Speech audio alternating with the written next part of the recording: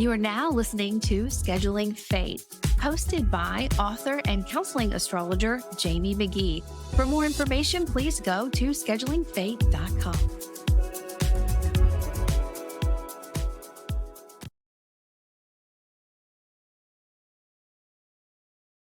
Hi there, and welcome to Scheduling Fate. I'm your astrologer, Jamie Magee, and today we are going to continue on with our series about manifesting with astrology. Now, we have already worked through the 7 traditional planets, and I do want to explore the outer planets, but in order to really understand those, because they're in place for so long and they're a generational planet, we would want to understand the houses. And to understand the houses, I think a good place to start would be the ascendant. So, the next couple of episodes that you're going to hear in the series is going to be one about the ascendants today. Then we're going to talk about the houses, and then we'll dive into those outer planets so you can really understand how you or your generation manifest in this area of your life using those energies. So, for the last 7 videos, I have ensured that that very first intro into why I think this is such an amazing practice, looking at how you work with the law of attraction, how you work with manifestation, how you can be self aware of what you're attracting to you, and how you can work with that energy. I've ensured that that intro is in every video. I'm not going to put that in this video. So if you have not heard me talk about this before, I encourage you to find that link underneath here. Go listen to that first video. Go listen to all of them because that'll really help you start to conceptualize how you are consciously or unconsciously attracting. All right, with that being said, I just want to remind you that underneath this podcast, you are going to find a link to a free chart. You're also going to find a link to a free workbook. And if you would like to be part of my Moongate membership for less than $5 a month, get discounts on the reports that are tailored to your personal chart, working with me, a great calendar that you can add with all astrological insights from me on it. That's less than $5 a month. And there's also a link for that. All right, so our topic for today is about the ascendant or the AC.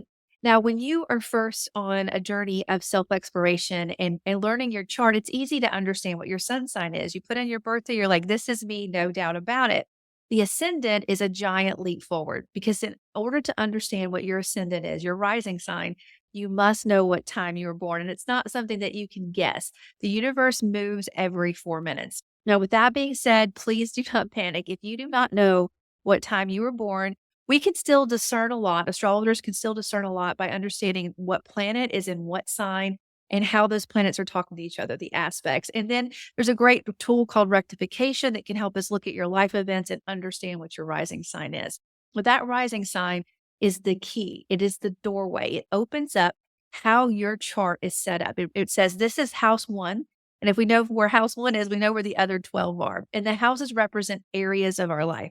A great way to think about this is the house is the stage, the planets are the actors, and the sign is how those planets act on that stage. That's always a good thing to remember when you're first learning astrology. But knowing that first house, we're able to see the flow of how your entire chart works together. And it's remarkable what you can learn from that energy. Now, that first house is all about you. It's yourself. It's how you look. And it's pretty interesting because the way that I tell people, and if you worked with me one-on-one, you've heard this, the sun sign is your crown. It's like what you are adorned with in this life. The moon sign is sort of like where you hold the doctorate or the PhD. That's your instinct. You do it so well. You're masterful at it that you don't even think about it. It naturally happens. But your rising sign, your AC, is sort of like being on the junior varsity team. You're wearing the jersey. Everyone sees you as that. And this is one of those areas where I'm like, the universe has a sense of humor because when people meet you, they meet that rising sign. They don't necessarily meet your sun sign. They meet the rising sign. So even though you're the new person on the team, just trying to figure out how to be what your rising sign is, that's the energy that comes out first and just reaches out and smiles. It's the mask that we wear. That's one of the ways that it's described in text. Now, what does this have to do with manifestation? Well, when we look at how the houses are set up, there are houses that are very public. They're things that you can't hide. Like, this is what I look like. These are my partners. This is my family. This is my home work-life balance. Those are public areas of our lives. Those are the public angular houses. This is 1, 7, 4, and 10. These areas impact us on a really powerful level because often, sometimes unfortunately, we're more outwardly focused than inwardly focused. So understanding how these energies are working at these pivotal angular areas helps us understand what we are consciously or unconsciously attracting to us. Now, please keep in mind, this is just one layer. This is just your ascendant, understanding what planets are in these houses and what conversations those planets are having, who they answer to, and who that planet answers to, all adds a very unique, one of a kind experience of this lifetime that you have. There is not another person on this planet that has your chart, your perspective. You're here for a reason in this lifetime, and is to express how you use that energy. But I think that these are great first steps for you to start to understand, okay, this is how I naturally attract. So as we go through the signs, we're going to start at the top and go to the bottom. We're going to look at how you work with this energy. But I encourage you to pull out that free chart that's underneath it or a chart that you already have. Look at the planets that you have in those areas and realize that that is another layer. And also consider what is transiting through that area of your life. Because you may, when we get into the houses, I know we're going to have questions like, I don't have anything in this area. What does that mean? There is going to be something transiting through that area of your life. The moon moves through there every single month, but the rest of the planets, they're going to start talking to it, whether by transit or actually being present in that house.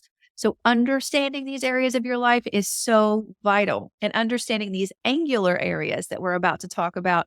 Those are some big, significant life shifts that come in, or things that are just so in your face, in your awareness. By understanding them, you can say, okay, unconsciously or consciously, this is what I always bring into my life, or this is the stage. Remember, the house is the stage, the sign is how those actors on that stage act. This is what I bring in. And if you know that setting, if you understand that theme, then you can engage to ensure that you are calling in what you want to see more of in your life.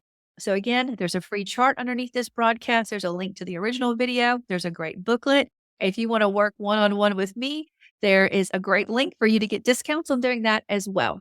All right, let's dive in. All right, so if you are a Scorpio rising, your ruling planet traditionally is Mars, and your modern ruling planet is Pluto. So I would encourage you to notice where those are in your chart, because they're going to give you a lot of different layers about how you work with this rising sign. But this is a fixed water energy. Now, the first house is how you present yourself to the world. So you may have this mysterious allure, this attraction, this magnetism where everyone looks your way, but ironically, that sort of makes you uncomfortable. Now, some people like it. Some people are like, yes, I love that I have this allure to me. And some people are like, well, why are you staring at me? This energy gives you a lot of intensity, a lot of focus on transformation, your personal power, and you have a way of reinventing yourself. Like if you were to go back throughout your life, there's different phases where you have a completely different view or outlook or how you approach the world in general. Now, when it comes to your home and your foundation, that area of your life is ruled by Aquarius. Now, Aquarius, you would want to look to see where both Saturn and Uranus are, because there's two energies. One is traditional and one is modern of that foundational area of your life. So this has a lot to do with your early childhood, your home, but also the home that you created, or how you like your environment, or where your nest is, in other words. And because it is Aquarius energy, it could be a little bit unconventional, which is an interesting word in our modern times, but there's something unique and one of a kind about how you put everything together. It could be very intellectual as well. There's a lot about innovation and personal freedom, but it's also committed. It's like we are locked in. You can be who you are, I can be who I am, but we're locked in. You need commitment and loyalty, but also the freedom to be original when it comes to your home base.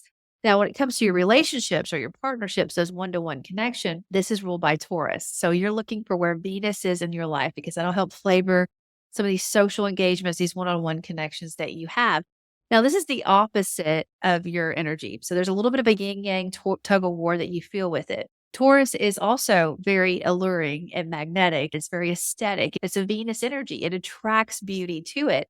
And as a Scorpio rising, you may be thinking, how does my partner always attract all this to this? Or I don't want the same attention that they have, but there's a little bit of envy and there's a little bit of, I wouldn't do that, but I understand how you do that energy where you go back and forth. And that individuality and who you are as a partner, as I'm recording this in recent years, that was really challenging, because that's where we had the North and South node. We had the eclipses, and you also had Saturn right there at your home base squaring you. So you had some tremendous changes that were a tug of war between the past and the future, and healthy boundaries that you've been working with in recent years, and you may be still adjusting those.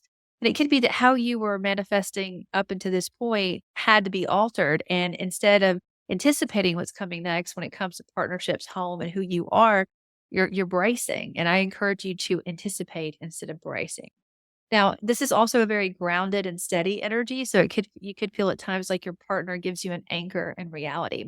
Now, when it comes to your career and how you're known in the world, I've always thought this is another indicator that the universe has a sense of humor.